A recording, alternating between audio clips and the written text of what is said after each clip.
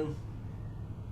Here we are, right here, a brand new episode with an old college teammate of mine from back in the days back at Borough. Sean Russell. He's a four-time Georgia state champ, a four-time NCAA tournament qualifier. He placed seventh in 2017, and Yep.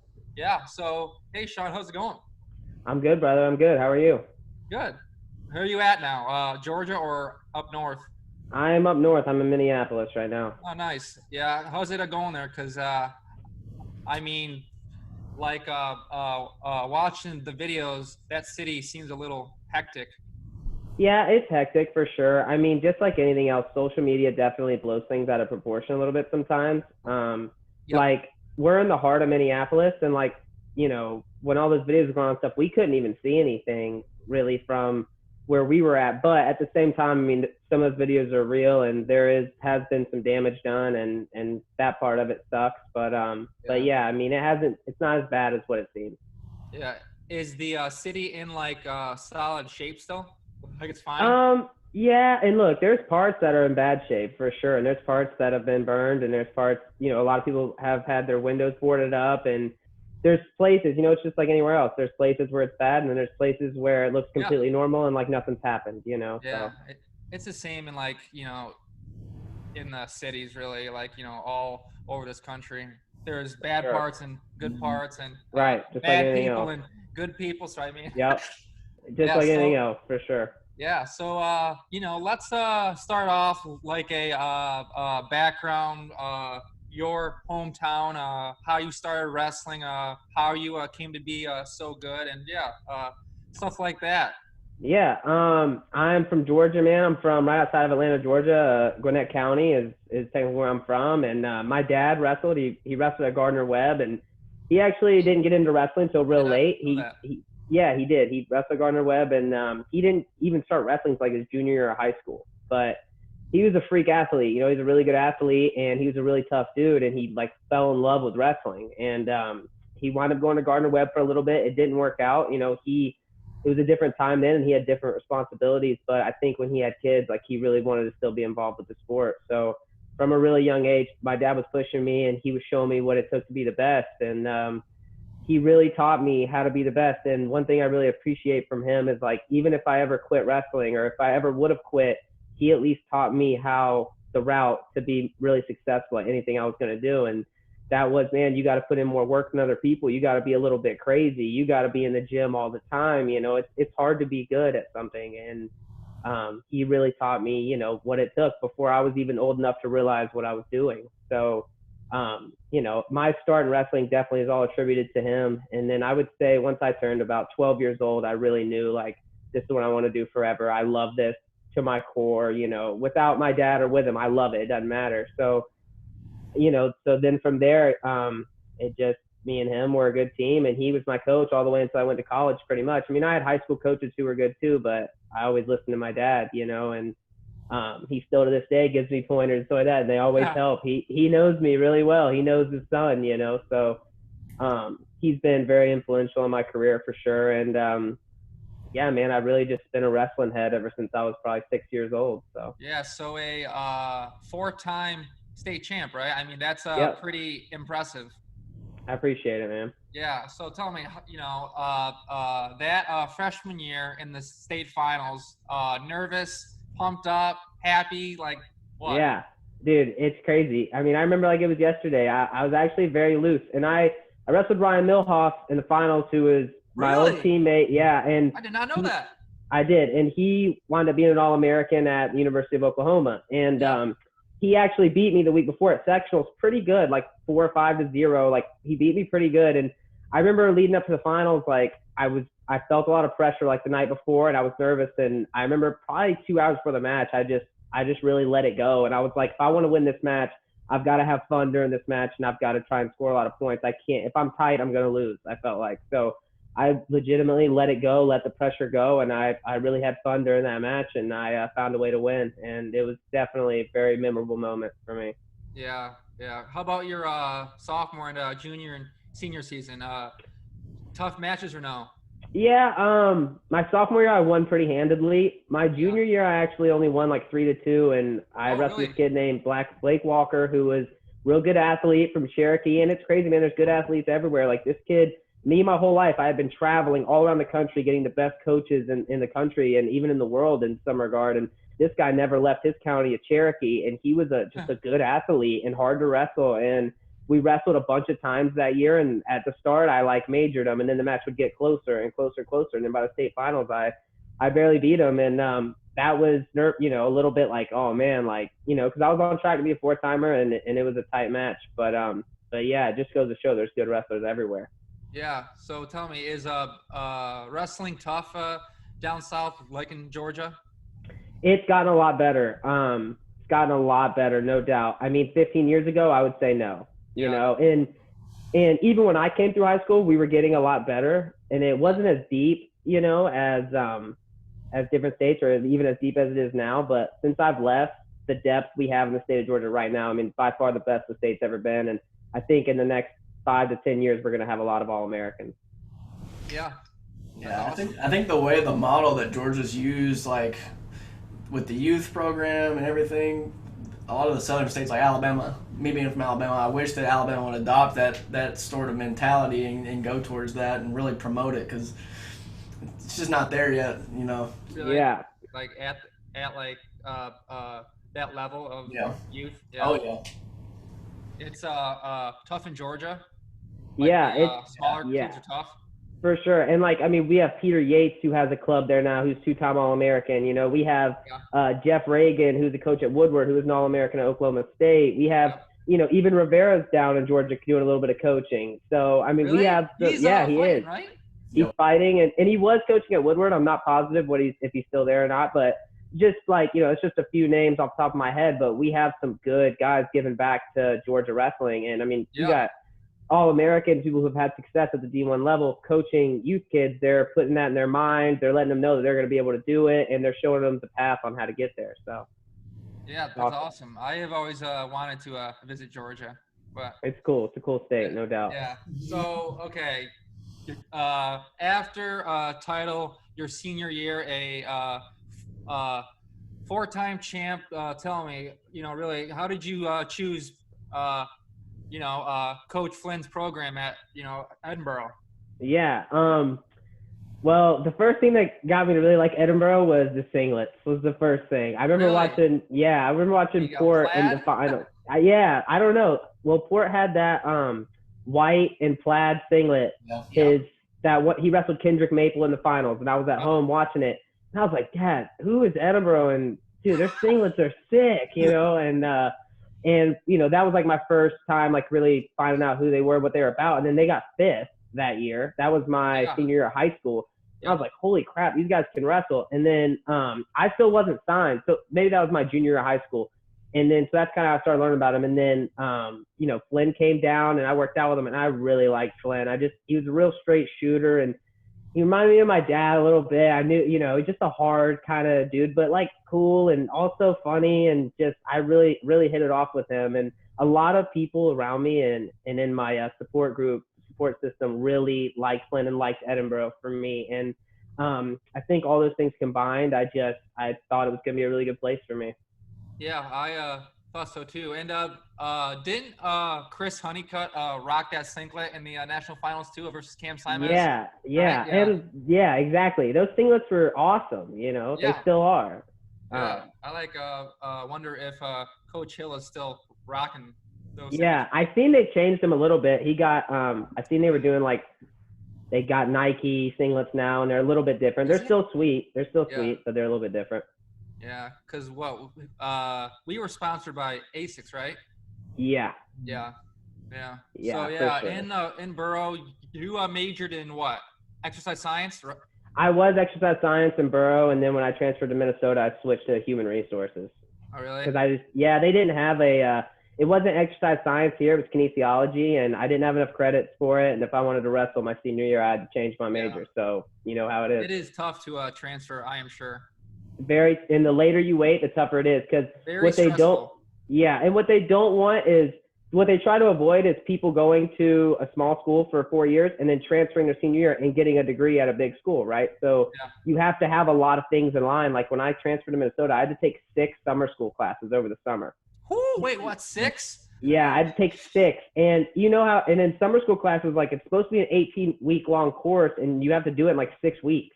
Yep. So like I had a full course load and I was literally just waking up, working out. I didn't party at all. I didn't get to party at all. And I would come home like late, like just exhausted, and like people would be doing fun things and I'd be like, dude, I got to be up in the morning. Like I just couldn't. It was a sacrifice I had to make. I'm really happy I made it, but it was a hard summer for sure. Yeah, and I'm sure transferring was probably hard. Yeah. So basically transferred because of Coach Flynn leaving? Yeah, just because they left. And I mean, if I had won the Nationals my junior year, I probably wouldn't have left because I wouldn't have feel like I needed to. But I went from being an All-American in 2017 to not placing in the next year. So in my mind, I'm like, I can't do the same. And I didn't feel like I was going to get any better with, you know, people leaving. And man, Coach Flynn and Coach Moore and Mitchell, they were awesome for me, you know. So in my opinion, like, it wasn't anything personal to Coach Hill. It was just like anybody else they got in there, I just didn't think was going to be able to get me to that next level. And I was like, I really need to increase my surroundings and, you know, make a vertical jump somewhere because I want to win the Nationals the next year, you know, and I didn't feel like I was going to be able to do that at Borough at the time. Yeah. And, you know, I'm sure, you know, it was probably tough leaving friends and, well, family, really.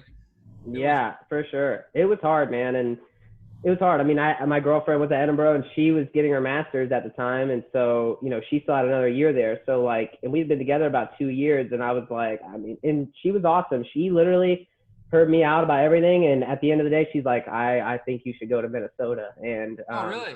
Yeah, and I'm sure that was hard for her. I'm sure selfishly she wanted me to stay there. Of course she did, right? I mean, and obviously selfishly I wanted to stay there with her, but I just felt like that what's best for my life was for me to do that. And I think she felt the same way, which was cool. Yeah, that's awesome. That is being a solid, you know, freaking girlfriend, really. That's for sure. That's nice. Yeah. Definitely. So, yeah, so tell me, how was it like being a Golden Gopher on the awesome squad, the Big Ten squad?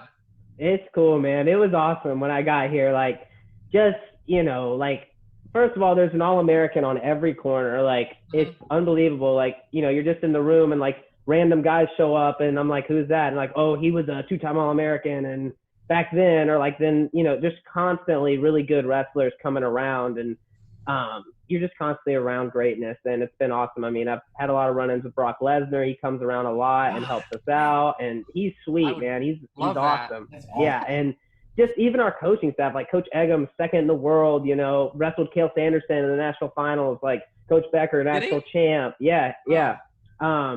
Coach Becker, national champ, and Zach Sanders, 4-time All-American. Like, I'm just been around greatness since I've got here, and it's really elevated me as an athlete and as a person too, I think. Yeah, I have met all of those guys as well because, you know, I was at the J-Rob camp, like, back-to-back summers, and, dude, that campus and, like, you know, that whole staff is just incredible.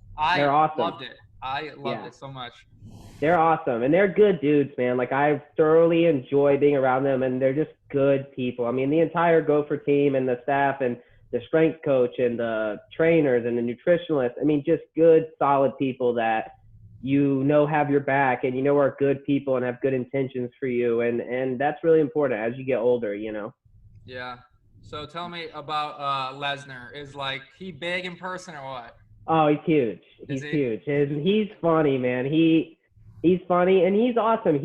There's no secret to how much success he's had. It's because he is crazy on a different level, like crazy training wise. Like he talks about, he gave us all these foam rollers and he talks about like every day he foam rolls for like, really? You know, 40 minutes or something like that to help his soreness. And like that's a little thing that he does. You know, obviously he does a lot more than that, but it just goes to show like he is committed to his craft and committed to not being sore so that he gets the most out of his workouts the next day. And he really is good to like come in and give us some motivational stuff about like, you know, I mean, he's played for the Minnesota Vikings. He's been UFC champ. He's been NCAA champ. I mean, the guy knows how to win, you know? So whatever he says, I listen to for sure. Dude, he's probably my favorite fighter of all time. Oh, he was a When he beat Frank Mir, dude, that was it was unreal. just throwing the hammer fist on him. I was literally so hyped.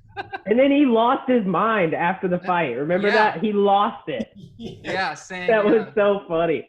Yeah, because in his post-fight talk with Joe Rogan, saying something crazy, like about going home and banging his wife or something. Yeah, he lost it. He literally lost it. He lost it, and it was awesome to see because you know that feeling after a big win where you don't even know what you're doing. You're just freaking jacked. You're like, I don't even care. Like, and that's how he was, you know, which was cool.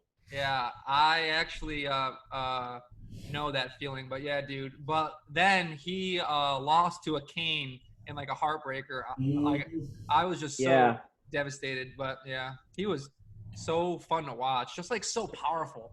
So powerful. He's awesome, man. He's a good dude too. I mean, he's donated a lot of things to us, and he's the man for sure. Yeah, he seems it. So tell me, how is Agam as a coach? Good. He's awesome, man. Very down to earth, very funny. He like seems that way, like just so calm and just so chill. calm, so calm. And he's the funny guy. He's the guy that keeps things light. He's the guy that's gonna tell you something to make you laugh 15 minutes before you wrestle or something, you know. And you need that guy. Like Coach Becker is super intense. Like Coach Becker's that guy. He makes you want to run through a wall. You know what I mean? Like just his demeanor and his persona. Like he's just a tough dude. And Zach's pretty intense also. And then Agam is like, you know, and Zach's a good mix. And then Agam is definitely the chill. Like you could tell him anything. Like if anything ever happened to me, you know, I would go to Agam's door at 2 a.m. to if I needed him. You know, I know he'd be there for me, and he'd be the guy that I would go to. And it's awesome to have that type of guy around. Yeah. So, yeah, I think my favorite match of yours was probably your senior season there, wrestling Moisey, like down by maybe 5 or 6 points, and you caught him and stuck him, dude. And, dude, it was awesome. That was cool, no doubt. That was cool. Yeah, that was a fun match, man. Zeke's a buddy of mine, and we actually had a couple wars. We had a war at Boro, too, that wound up going into overtime. That was a good match. And what's crazy about that match is, like, I went out there to dominate. Like, I was trying to win a national title. I mean, and I convinced myself I was going to win one. So, like, in my mind, Moisey was ranked, like, 14th at the time, and I was like, I'm going to smoke him. I'm going to pin him or tech him. Like, I'm going to smoke him. That was in my mind. And then I go out there, I get taken down. I get out, I get taken down again. And then he rides me out the whole second period. I'm like, I remember thinking, like, oh, my gosh, like, what is happening? And then I remember thinking, like, hey, man, win, lose, or draw, this guy's got to feel you this for the Big Ten tournament and for NCAA. Yeah. He's got to be nervous to wrestle you again. Even if I lose, he's got to feel me, feel my pressure, and feel how good I am. You know what I mean? So I just kept putting the pressure on. I didn't think about winning or losing, and just, I wound up finding something late in the third, which was – It was awesome. A mixer or – I tried to take a go behind, and he squared up really hard, and I just pancaked kind of. Yeah. That was awesome. That was a good one, no doubt. But yeah, so tell us about the Big Ten tournament, because I have actually been to like 10 of them, and dude, it is like a mini national tournament. It is just like awesome fans. Like the coaches are hyped up, the wrestlers are hyped up, dude. It's an awesome tournament. Dude, it was amazing, and you know it was in Minneapolis my senior year, so it was here at home, which was unreal. And dude, the support I had and the support we had, like Gophers out wrestled their seed big time. Like I think we placed 3rd or 4th, and we were supposed to get like 6th. And Steve Blythe beat Ryan Deacon, which is my favorite college wrestling match of all time. Steve Blythe battled so many injuries his senior year, it was ridiculous. He was all heart, and it was unreal. And Skaska beat Labriola, and I thoroughly believe a lot of those wins, both of those wins, were because of our crowd. I mean, our crowd was so into it, and they're such a knowledgeable group. And it was awesome, man. Just like you said, it's like a mini NCAA tournament. I mean, first round, you got 2 guys that are just studs, you know, maybe even 2 All-Americans wrestling, or 2. It's like, this is the first round at the conference tournament. It's like, dang, that's nuts, you know? So it was deep. It was tough, no doubt. But it was definitely a great tournament, a great experience. Yeah. I mean, honestly, I could argue that maybe you know, the like first round of the Big Ten tournament is tougher like the Yeah. first round of the national tournament. Because I mean, dude, it is tough in the Big Tens. Definitely. I mean, like they take the top 8 wrestlers in the Yeah, and then like, sometimes there's so many good guys, they gotta wrestle till place 12th or place 10th. You'll see 2 guys wrestling for. I'll be like, what match is that for? They're like, oh, they're wrestling for 9th because 9 guys go from that weight. 9 guys out of like crazy. 11 or 10. It's like, wow, there's that many NCAA qualifiers in that weight. 9. It's like, that's nuts, you know? Yeah. So tell me, how is the fans of the Gophers? Like, cool people or what? They're awesome, man. They're cool and they're diehards. Like, I've met a lot of Gopher fans that are older and have been coming to watch Minnesota wrestling duels they're like, we haven't missed a duel in 25 years or 30 years or, I mean, crazy stuff. And then there's young, the alumni is super supportive and they're at all the duels and they really welcome me with open arms here. I mean, when after like my first couple duels and matches, like a lot of people come up to me just showing their support, telling me they like the way I wrestle and so which, man, that goes a long way. We know that, as wrestlers, we love to hear that. I mean, and they're very supportive. And I mean, even after I graduated, I mean, a lot of people reaching out, asking me if I needed a job, asking this and that. And I was only here 1 year. So it's really, like, that's awesome. Yeah, it was awesome. So it's like just a lot of loyalty and just good, solid fans and a great fan base. I mean, we had at least, 1,500 to 2,000 fans at every duel, and then like, Iowa, we had 5,000 or, close to 6,000 and, Okie State, we had the same, which was awesome, man. Yeah. So is the, goal now, like making the, team, next summer, the, 2021, Olympic team? Yeah. I mean, the goal is Olympic champ, but to do that, I got to make the Olympic team first for sure. Yeah. And in my opinion, I make our Olympic team, I got a real good shot at winning the Olympics. I mean, it's going to be a hard team to make, obviously. And, I believe I can do it. My training's been there. I mean, I'm more focused than I ever have been. And, so I think anything can happen. And I just got to keep staying focused and put one foot in front of the other.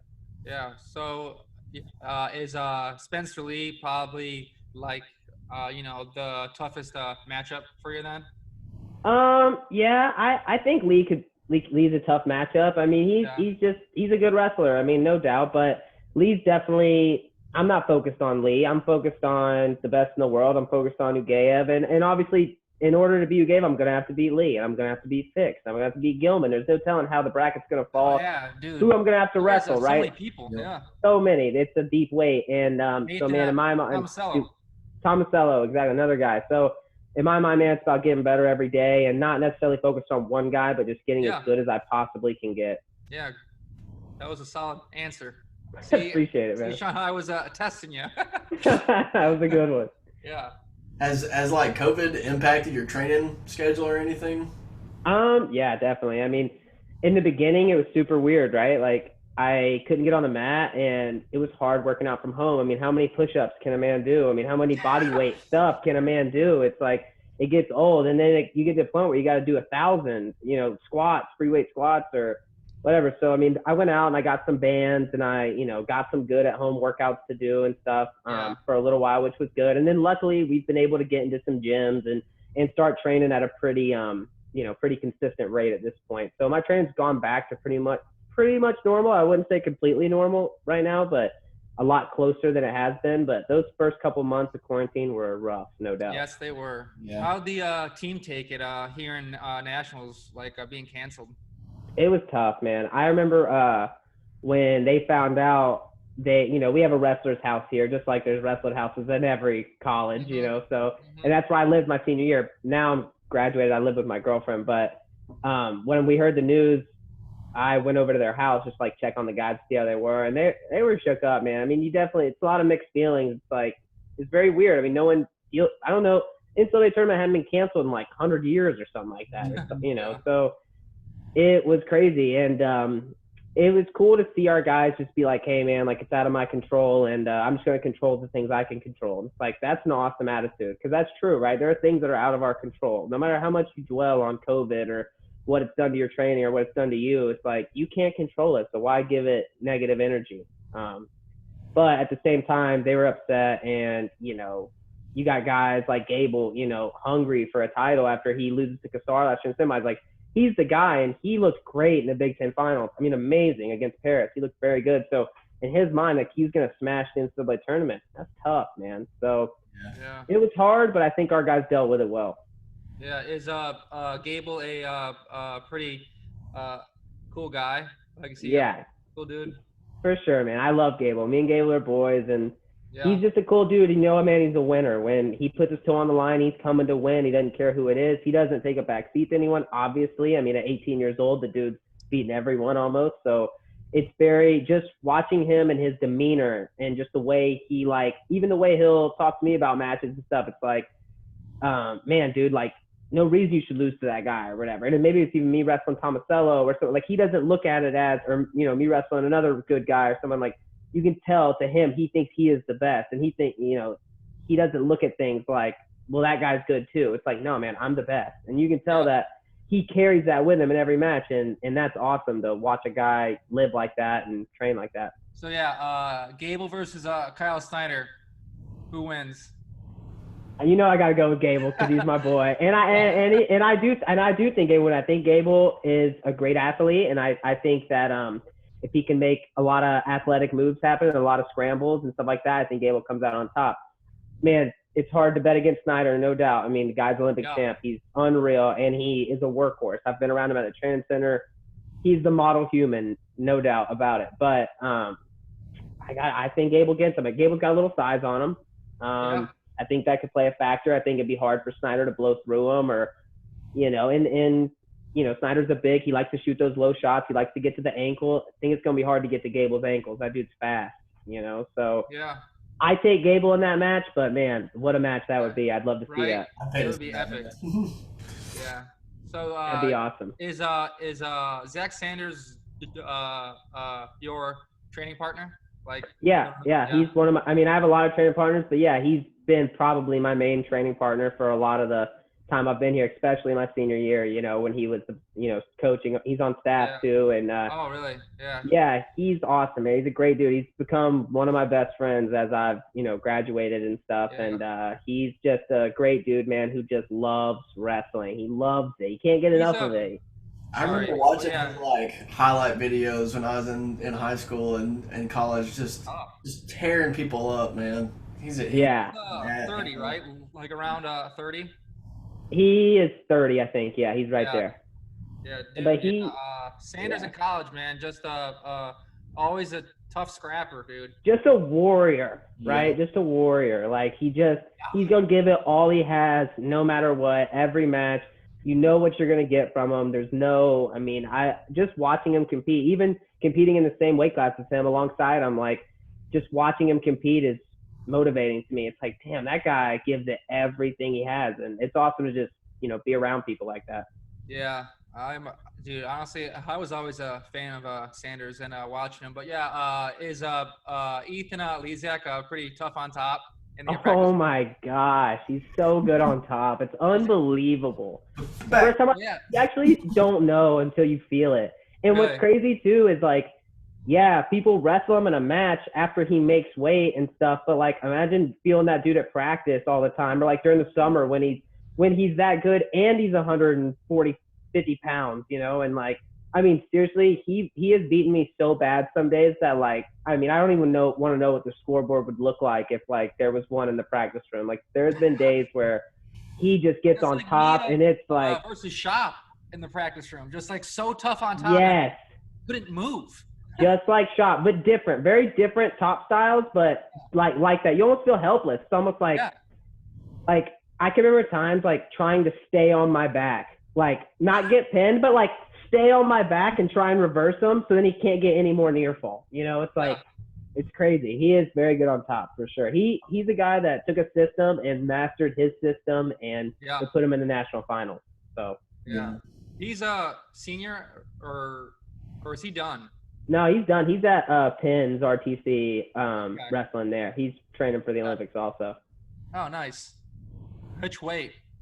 He is the weight class. He's at 65 kilos, so he's at 143. But last year was the Olympic year, so maybe he'll go to 61. Actually, yeah, he'll go to 61 when the weights go back to the world year. Yeah. Cool. Yeah. I didn't realize Penn. That's a pretty cool. Penn's picking up a lot of these days, it seems like. Yeah. Tough. Really? Who else is there? Mark Hall's there. McFadden's there. Really? They just got a bunch of guys. Yeah. Jordan Burroughs is going there Burroughs too is now. going there. So. What? Yeah. They must have just so much money. I don't know. It's crazy. A lot of people are going there though. It's wild. Brandon Slay is the coach, so they got a good big champ. Who's the coach? Brandon Slay. Oh yeah, Slay. So Sean, I am so pumped for this match. Tell me, Dake or Burroughs, and why? Gosh, that's tough, man. That's tough. Yeah, I mean, I am so pumped for it. I am too. And here's the thing: I've been around both guys at like the training center a lot, like around them, like seeing the way they work out, seeing the way they go about life, see the way they interact with people, and both good dudes, man. I actually genuinely like both of them a lot. And Jordan Burroughs, man, he is such a good dude, and he is such a good role model for our sport. And he does such a good job of like being such a good family man, but also sticking to his training and, you know, being joven in his training, and then also being a great dad and being a great husband. And I think he's just been a great leader for our sport. But to answer your question, I got to go with Dake, brother. I'm going with Dake. And it's hard to bet against JB. I like JB so much. It like hurts my heart to even say it because I'm like, I just like him. I like him so much. But I don't know. I think JB's time is coming to an end maybe. And I don't even know if that's true. I just think Dake's really good. I think they're both really good. It's going to be a hell of a match. And I really like – I'm going to pick Dake, but obviously Burroughs wins. Not going to throw me off or surprise me. I mean, it's going to be a hell of a match. Yeah, I'm going to go Burroughs, but yes, I honestly think Jordan is like, honestly, probably, you know, the like face of wrestling, because honestly, Jordan is a great person on and off the mat and a freaking leader, really, dude. He's a awesome person. He really is, man. And he takes time, and like, man, he'll even like say things to me at the training center that like he doesn't have to say, just like things like, man, you look good, or like just like little things that like he is just saying to be nice probably, but like he doesn't even know how far that goes with like dude, with different people. And you can tell that he does that to a lot of people, and he's just a great energy to be around, and a great just like you said, man, just a great leader, great face for our country and for our sport. Yeah, for sure. And Burroughs has what, how many kids? 2 or 3 now? 2? Yeah, I think he might have 3, just had a third maybe. I don't know. I'm not positive. But yeah, and he's awesome, man. His little kids be up there running around the mat at the training center, and his wife's watching practice. I'm like, that's cool, man. Like, that's cool. And he's the man. You know what I mean? Like, it's not like he pulls up in his 2020 Escalade. You know what I mean? I'm like, that's cool. Oh, really? This guy's oh, he's made it. You know, and he's flaunting it, and I love it. I'm like, you deserve it, man. He's killed it. You know, so he does. But yeah, I think I'm gonna pick Burroughs, but it is gonna be tight. It is, and Burroughs is such a winner. Like, just watching him at the training center, like when we do simulation matches and stuff, like he is just stingy with points, man. Like he will fight for everything. And Dake's the same way, man. Dake is super stingy with points, obviously. So it's like, it's just hard. I think about both guys, and I for 1 second will lean Burroughs, for 1 second I'll lean Dake, but I think it's Dake's time. But man, I don't think yours is a bad call. I mean, God, it's gonna go either way. Yeah. Who is challenging Taylor?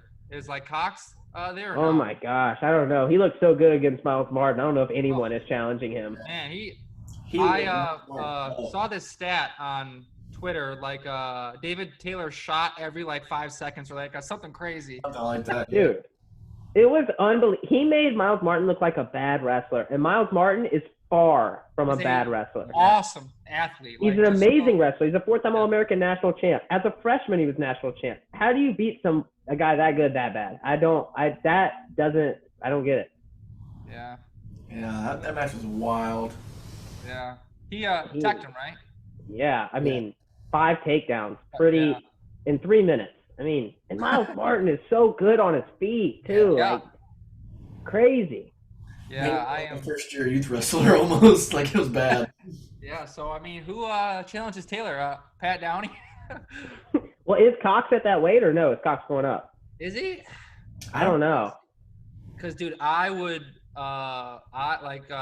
watching Cox and Taylor, dude. That'd be awesome. Because I think they wrestled like back in 2017, 18, and they're like Matt was so slippery. And like, Yeah, I remember that. yeah, Cox won, right? yeah, Yeah. And remember Taylor had his leg up and like yes, it looked like Cox broke his leg or something. It was like nuts. yeah. Cox is He's awesome. just a freak athlete, man. He's a freak. Moves so fast. It's insane. He's a freak. He is such a freak. Just so fast, so strong and smart, dude. He's a very smart wrestler and a very tactical. For sure. And like power too, man. I mean, he's got it all, no doubt. Is a backer in the league, man. Oh yeah. Oh, for sure. Yeah. For sure. It's so, dude. You're so right.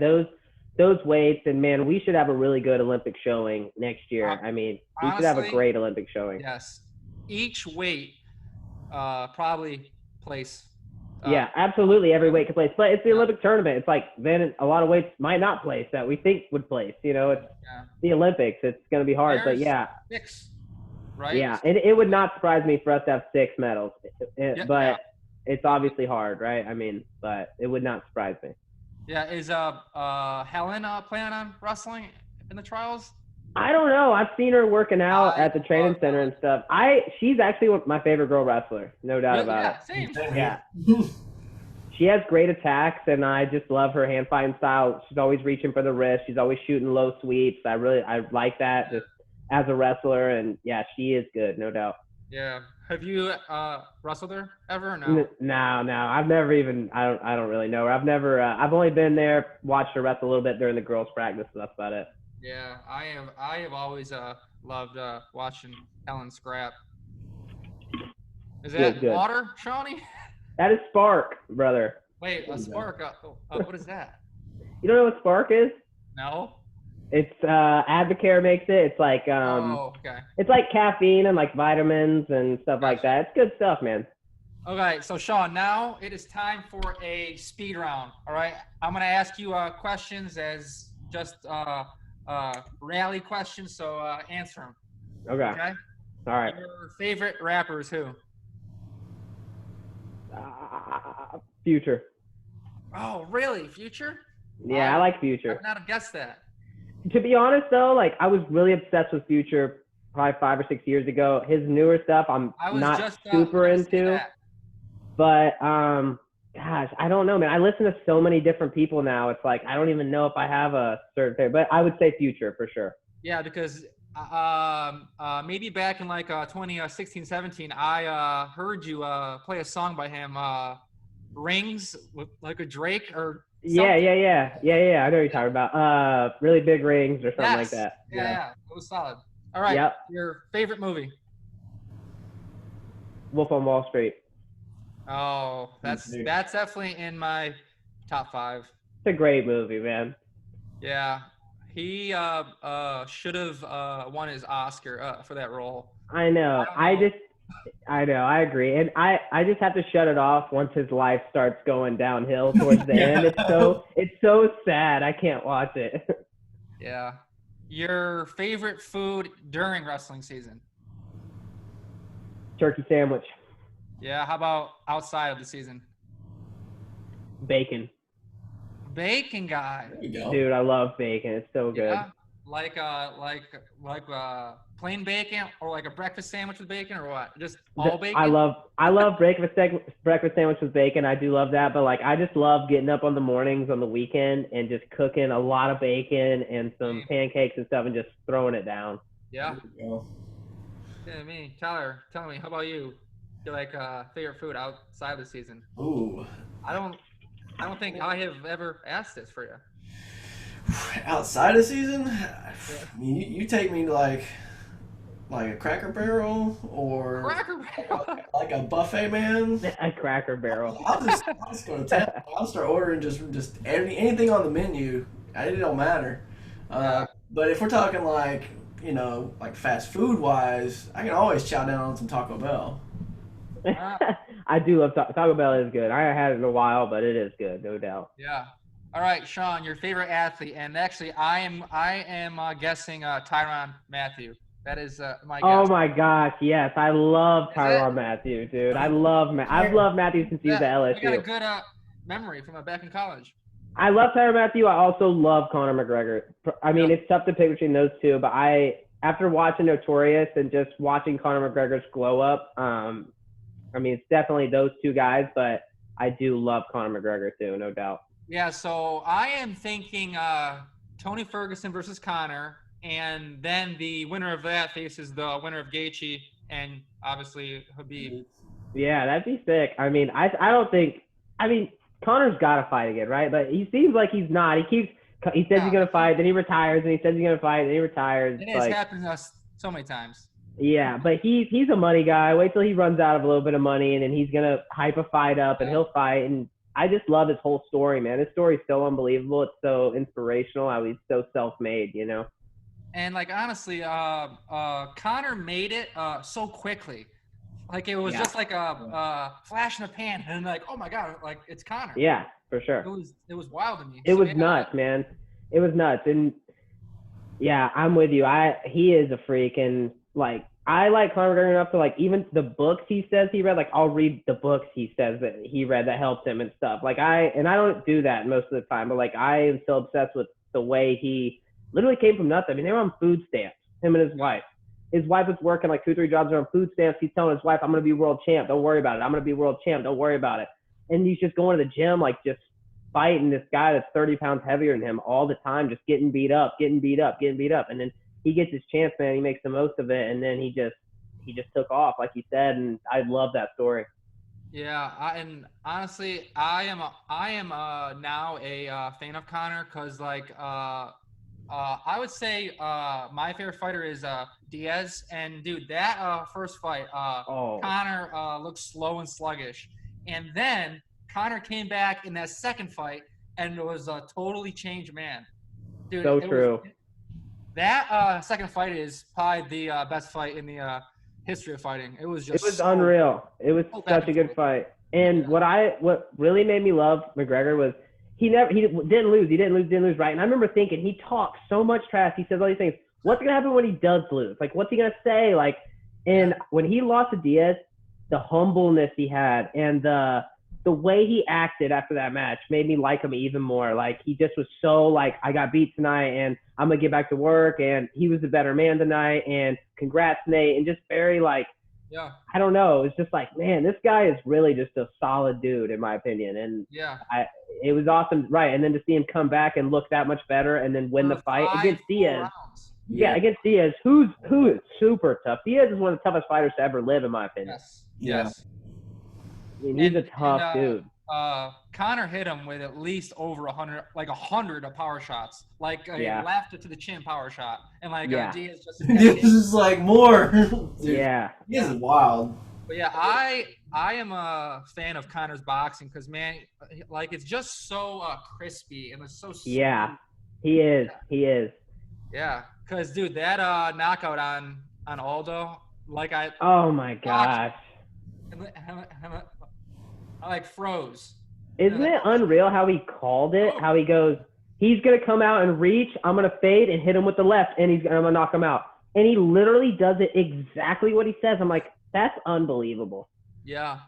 Dude, it's crazy. And Aldo at the time, best in the world, right? For like 10 years, he was the best in the world. Yeah. Something like that. And that shoulder knockout on Cowboy. That was wild. He's just a good fighter, man. He's a good athlete and a good fighter. I mean, there's no way around it. Yeah. All right, Sean. Who is the best coach in sports? And then who's your favorite coach in sports? The best coach in sports.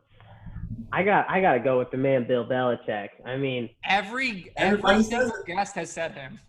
Right when you said that coach, that's the first guy that popped in my head. And I mean, he is unreal, right? Like the NFL, I mean, one of the most competitive sporting leagues in the world, and he has just proven over and over and over with different personnel. I mean, obviously he's always had Brady, but other than that, he's had different personnel. A lot of his championships, different receivers, different running backs, different defenses, and he constantly is in the Super Bowl or winning the Super Bowl. And with as much competition there is in that league, that is an unbelievable feat, in my opinion. Yeah.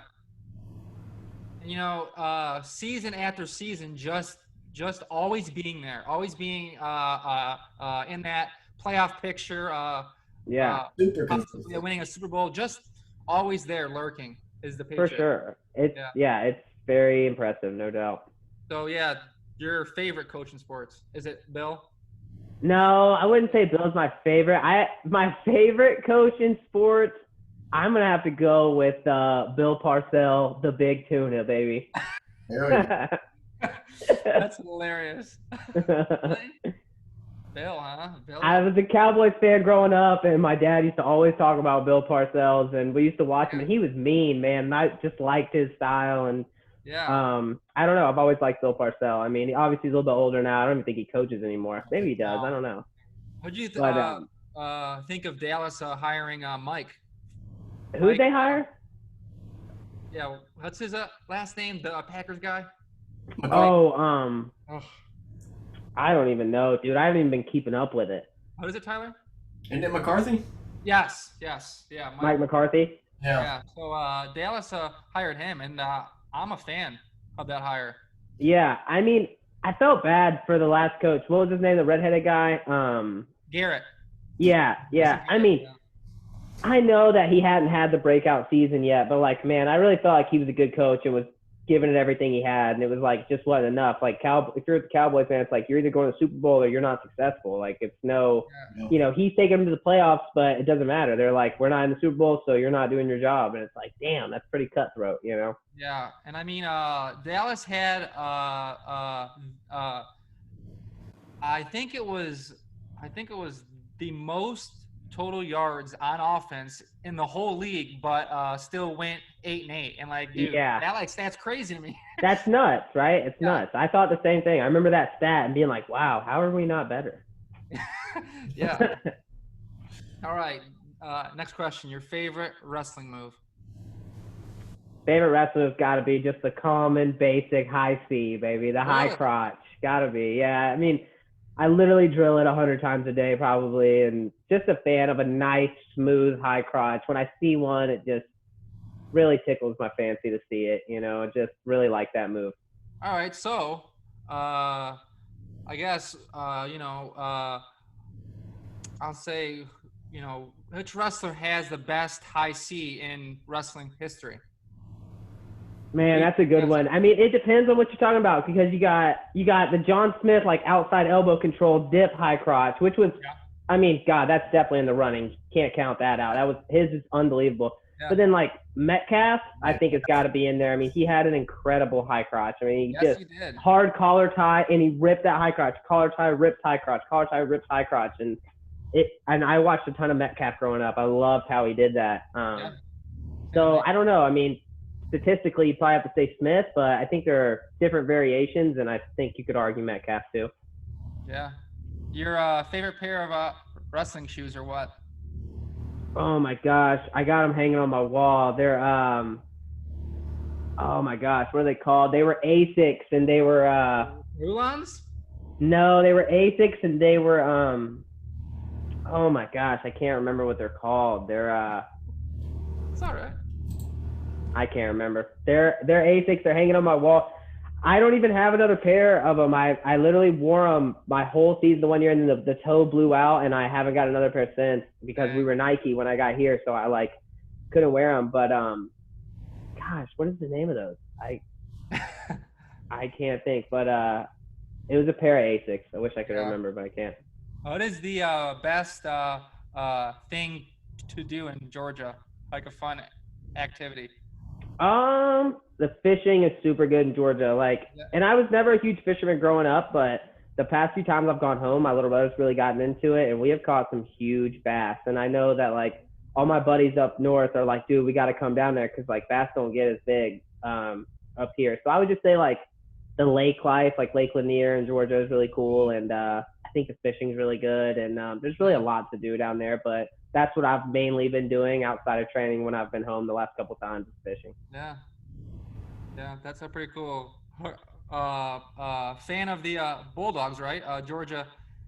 I'm actually a Florida State fan first. Really? Yeah, my distant, not even my distant cousin, he's my cousin, but more, I mean, he kind of is distant now. He was more my dad's cousin when my dad was growing up. But he was quarterback for Florida State. So like our whole family was like diehard Florida State when I was That's growing up. awesome. Yeah, it was cool. He actually played for the Pittsburgh Steelers after that. He was pretty good. Yeah, wow. Wait, your uncle? Yeah, but I don't even know, man. Like it's distant. You know what I mean? Like it was I think it was my dad's brother's kid or something like that. So yeah. So hey, uncle. Uncle, I guess you call it. I'm not sure. That's hilarious. Let's see. Your favorite actor, is it Leo? I do love Leo, but my favorite actor is Jake Gyllenhaal. Really, dude. So good. Underrated. So good. Underrated big time. I love Jake Gyllenhaal, man. And that movie Southpaw is unbelievable. Dude, he's in so many that like people don't realize that. Oh man. Yeah. Yeah, I was just thinking about that. He was unreal in that movie, Prisoners, right? Yes, Prisoners. Yes, dude, it was so good. And that like one, he is acting crazy as a camera guy. Oh my god. Oh, what'd you say? Zodiac. No, not the Zodiac. I saw it. It's Nightcrawler. Yes. Nightcrawler. Yep. Yeah. He acted so good in that movie, like crazy, just that like was wild. Like that end scene when he lets the guy die and he gets it all on camera, and you're like, what? Yeah. Yeah, dude. He is a great actor, no doubt. Yeah. So, Sean, basically on the last segment of the show, I always have the guest finish it like a solid message. Since our country and the people in it are like kind of off right now, and the setting and the politics behind it, and just like all the crazy things. So like, yeah, basically end with like a inspiring message. You know, for the viewers and the listeners and your family listening, or Yeah. I think one thing that has really, as I've like gotten older and really been like focusing on my life and trying to better my life and stuff, one thing I've really been focused on is taking things one day at a time. And I know that seems very generic and very general, but what I mean by that is like, if you only had these 24 to be successful and you did everything you could do for these 24 and that's all you focused on, and if you did that every single day, you're going to find some success in your life. And it's not hard to focus on this 24 right here. It's not hard. It's not hard for me to do everything I have to do today to be successful. What's hard is when you start thinking, man, I have this to do tomorrow, and then I have this to do the next day, and I have this to do the next day, and then a week from now I have to go here and meet this guy and do this, and oh my gosh, I'm overwhelmed, and how am I going to do it? And then you wind up not doing everything because you feel overwhelmed. And one thing that's really helped me is like staying in the present moment. And like when I wake up, I focus on, like, I've been reading when I wake up during the day. So I focus on reading. I don't focus on anything else. There's nothing else in my brain. I'm reading. That's it. And I try and be as present as I can when I read. And then whatever I do next, if I'm training, like, to me, the workout that I have this morning is the only workout for the rest of my life. I'm not thinking about the next day or how sore I'm going to be or nothing. Like, I just try and think about today, and that's it. And what's the most I can do to get the most out of my day right now. And I think during this COVID time, it's like helped me like thinking that way, because it's so easy to just like let the circumstances like dictate what you're going to do. And, you know, when I focus on and I'm present for every moment, I'm a happier person. You get more of me. You know, I can give my undivided attention better. And I just act like this one task is the only task I ever have to do. And then when I'm done with that, I act like the next thing is what I have to do. And it keeps me centered, and it's really helped me, I think, do this time, stay productive, and just kind of get the most out of my life. And I think if you can do that and apply that to your life and in any type of life that you live, I think you'll get the most out of it, and you'll find joy in your everyday, and you won't get overwhelmed with workouts or overwhelmed with schoolwork or overwork with your job, because all you got is today. That's it, right? You just got to do today. And then when you wake up, you just got to do tomorrow. And then, like, that's it, you know? And it is easy to say that. My brain goes crazy, and I have to remind myself of it all the time. It's not easy. It's maintenance on the mind, you know, but I do think if you can master that skill, it will give you some success in your life and just help you be a better person in general. Sean, that was an awesome message. A good book for you is a book by David Goggins called "Can't Hurt Me." Can't hurt me. Yeah, it's awesome. Yeah. Awesome. You should send me the link to it, or send me something. I'll check it out. Because honestly, Goggins is like the toughest person in the world. I mean, Tyler, right? Yeah, he's man, he's on a different level. Like Sean, he puts himself through. Yeah. Yeah. He ran 100 miles and didn't even train for it. Just said, yeah, I did it on like 2 shattered feet or just like something crazy. Yeah, it was 100 miles. Yes, dude, and so many awesome backstories and awesome stories in that book, dude. It's crazy. Yeah, it's called Can't Hurt Me. I'll send it to you. Dude, I will definitely read that. I've been trying to get more into reading lately, and I'm almost done with the book I'm on, and I will definitely do that because that sounds awesome. Yeah, Goggins is a total stud. That's unbelievable. Like, I think about the 8 mile we used to run at Borough. Like, dude, that took a lot of mental toughness for me. Like, yes, I had to prepare for myself mentally for that, like, all week, you know? Like, so for him to just pick up and run 100 miles, that's nuts. And, dude, just so many insane feats. Like, actually, he was in the SEALs, right? And, I think Goggins did 3 different of those weeks. Is it what? Hell Week? Yeah. Dude, yeah. Oh, so like the Navy SEALs or whatever? Hell Weeks. Yeah. It's just insane. That's insane. That's nuts. Yeah. So yeah, I think that is it for our episode. Thanks for hopping on here, Sean. Yeah, no problem, man. Thank you guys for having me. It was awesome. Yeah, and next week is a old foe of Sean's, Nick Piccaninny. Oh, old Nikolai, huh? Yeah. So tell him I said hello. Yeah, I will. I will do that. Honestly, freaking, how many times have wrestled? Me and Nick, we have wrestled like 11 or 12 times, and I think the last time he beat me, high school. Yeah, and I think the last time he beat me, he went up in the series, if I'm not mistaken. Like, it's like 6-5 or like 7-6 or like. We have wrestled a lot of times. I have a lot of respect for Nick. He's a good wrestler. He's a good dude, too. Yeah, he's on here next week, so I'm pretty pumped up for that. But awesome, man. That's cool. Thanks again, Sean, for coming on. And, keep, liking the podcast. And, yeah. I will, brother. Yeah, thanks. I will, man. I appreciate you guys having me on. Yeah. No problem, buddy. All right, brother. Y'all have a good one. You too. See you, Sean.